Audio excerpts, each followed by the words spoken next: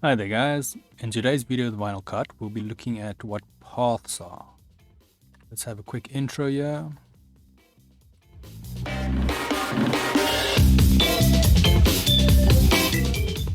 Today's video can be found on softwaretraining.co.za. You guys will notice we've got a variety of different videos we do cover and also we upload daily, so keep an eye there for any new content.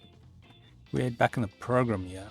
Now paths in VinylCut. It's quite an important concept or important feature, as VinylCut cuts paths.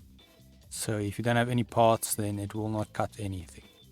So yeah, let's just have a quick look then. So many tools can create paths. So you've got your basic pen tool, pencil, shapes that can create paths, and also most paths you can edit. So basically paths are vector based, so it's got points that connect, how can I say, so this one, it's got 3 points and it's connected by a line between it.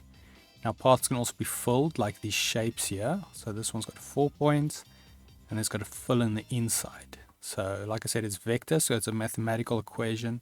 So that means you can scale this thing any size you want and then it will remain its quality.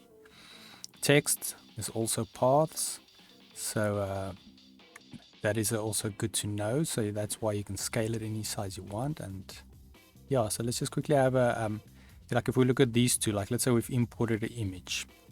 Now a normal raster or photo is not a path, so that means your program will not cut it. We have a tutorial covering on how to create a photo into a path, but we'll not be covering it in this image or in this tutorial. Now a good way to preview your paths, to see what is paths and what is not, is the preview button on top here.